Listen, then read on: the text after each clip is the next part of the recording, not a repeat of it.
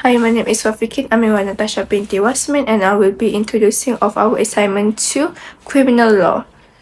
So, our topic is joint liability under rape and sexual offense. So, what is joint liability? Joint liability is a crime that committed more than one person, and most of the time it's group of people committed a crime together. So parties that are responsible, so basically joint liability is parties that are responsible to make a crime together. So, for example, is that person A committed a crime but person B helped person A to commit a crime. So both are responsible to the crime.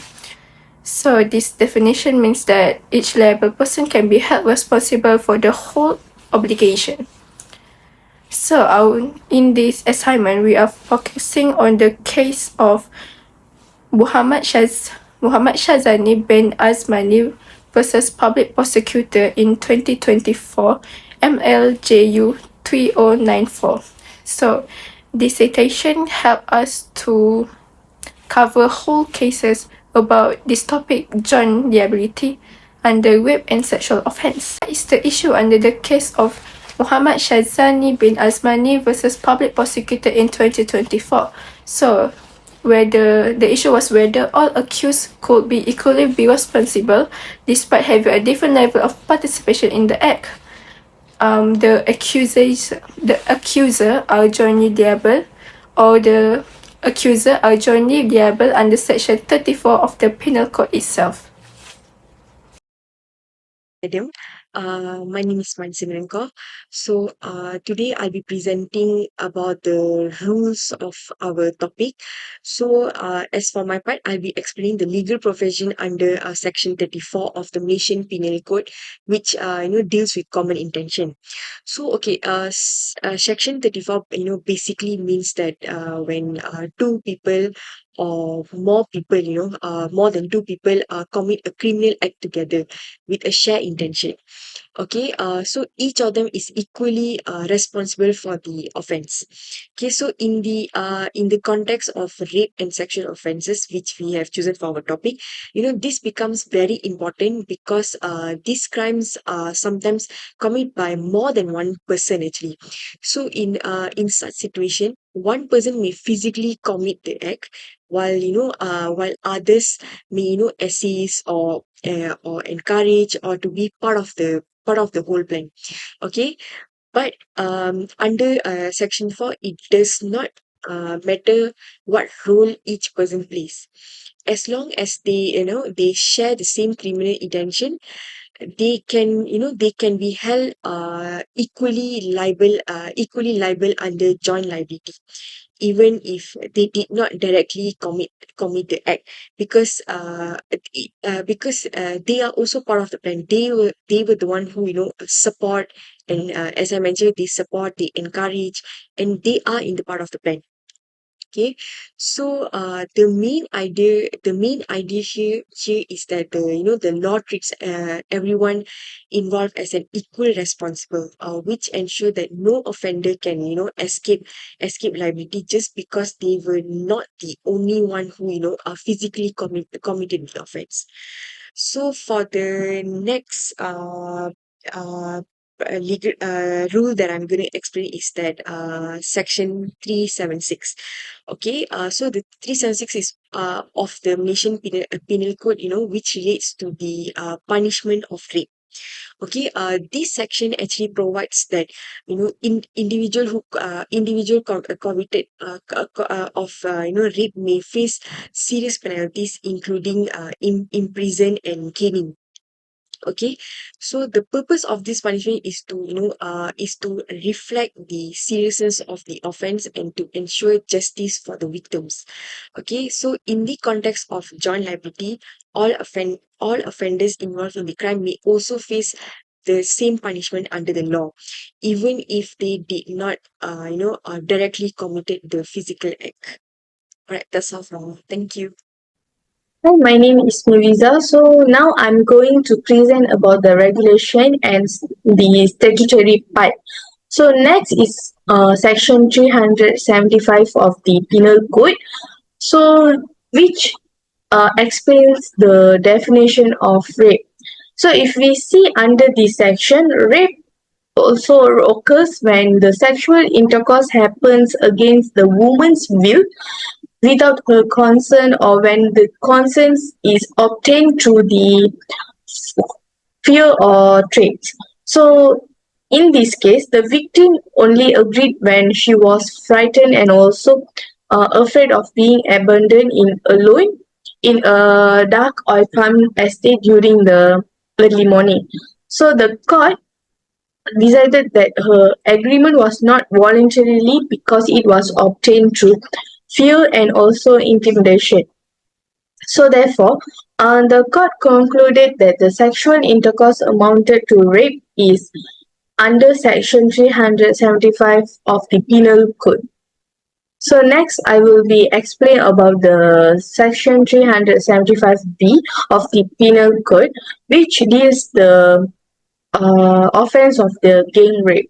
So this section provides that any person who commits gang rape can be punished the with imprisonment ranging from 10 to 30 years. Under this section, the law states that when several persons act together with a common intention to commit rape, every group member of the group will be considered as a guilty of gang rape, even if only one person directly commits the act.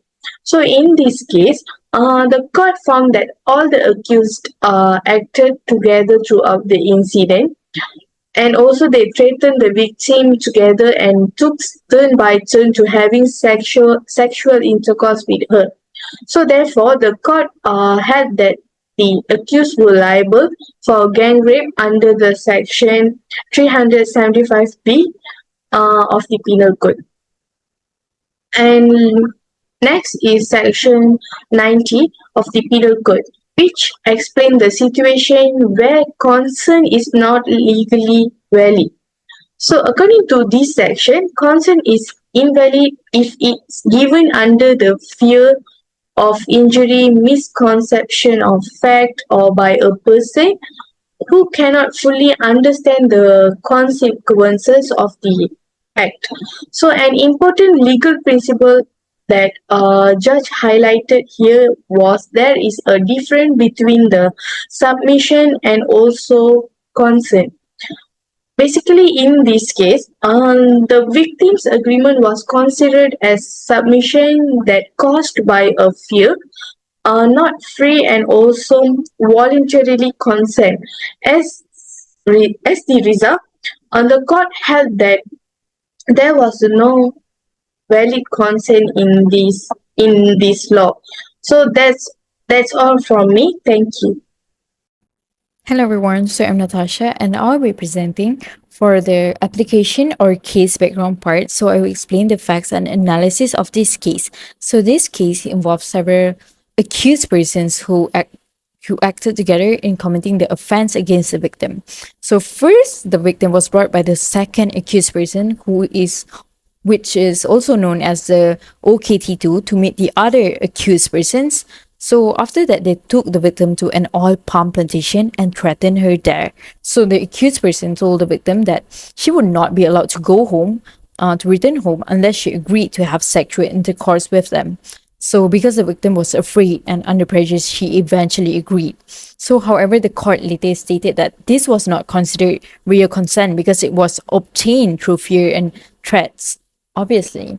And then after that incident, the victim was taken back to a house where all four accused persons were there and had sexual intercourse with her one by one. And then from the evidence presented, the court found that all the accused persons share a common intention and cooperated with each other to commit the crime, which is the gang rape. And also, under section 375B of the Penal Code, gang rape happens when two or more persons agree or act together in committing the rape. So therefore, even if different roles were played by each accused persons, but still all of them could still be held equally responsible under the law. So besides that, the prosecution also provided strong evidence to support the case. So this case include the DNA evidence, as well as witness testimonies, which strengthens the victim's statement and prove the involvement of the accused persons. So after reviewing all the evidence, the High Court decided to uphold the conviction and sentence against all the accused persons. The court emphasized that crimes committed together with common intention will result in joint liability for everyone involved. So what I could say, this case clearly shows that the principle of criminal liability, where every person who participates and cooperates in committing a crime can be held equally responsible under the law, even if their rules are different. So that's all for my part. Thank you. I'll pass it to my friend Steven. Hello everyone, my name is Steven Raj and today I will be presenting the application, specifically the findings and holdings of the court in the case of Muhammad Shazani bin Azmani against Pendakwa Raya. In this case, the appellate court reviewed and upheld the conviction of the accused. I will break down the 4 critical pillars of the court's decision. Firstly, the court held that the conviction for gang rape was entirely safe and legally justified. So, in criminal law, the prosecution bears the heavy burden of proving the offence beyond a reasonable doubt. In this case, the court was satisfied that the prosecution was successfully established the 2 absolute pillars of a rape charge. Firstly, the penetration that happened, and secondly, that it took place without the plaintiff's consent. Because these elements were backed by tight, circumstantial and direct evidence, the conviction stood firm. Secondly, the defense attempted to challenge the credibility of the victim based on her behavior during the incident. However, the court strongly upheld that the complaint's testimony was credible. The court took into account her specific vulnerability as a slow learner individual. Being easily frightened, her submissive or terrified behavior during the trauma was deemed an entirely natural reaction for someone in her position in the incident, rather than a sign of consent or fabrication. Third, the court looked at the forensic and medical evidence, which heavily reinforced the prosecution's case. The defense often argues that the lack of fresh physical injuries or fresh human tears means no sexual assault had happened. However, the court accepted expert medical testimony, clarifying a crucial legal medical standard. The absence of fresh tears does not disprove rape when old tears are already present. The medical findings were consistent with the timeline of the assault. Finally, the court held that the accused failed to raise any reasonable doubt against the prosecution's case. Furthermore, the court emphasized a fundamental principle of Malaysian appellate law. An appellate court will not lightly interfere with the findings of a trial judge. This is because the trial court had the distinct visual and auditory advantage of observing the witness' live demeanor, expressions, and credibility directly in the witness box. Finding no error in the trial judge's assessment, the appellate was dismissed. That's all from me. So thank you guys for explaining about the application of this case. So Muhammad Shazani bin Azmani versus Public Prosecutor 2024. The High Court concluded the prosecution had successfully proven the offence of gang rape beyond reasonable doubt. The court also found that the victim did not give valid consent and that the evidence presented, including the victim's testimony and supporting evidence, was credible and sufficient. So basically, the court held that all the accused were jointly liable because they act together with a common intention towards the victim.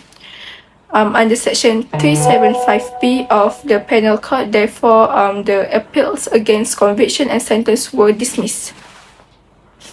And conviction and punishment imposed by the Session Court were upheld. Therefore, it was one accused argued that he did not personally perform every act, but he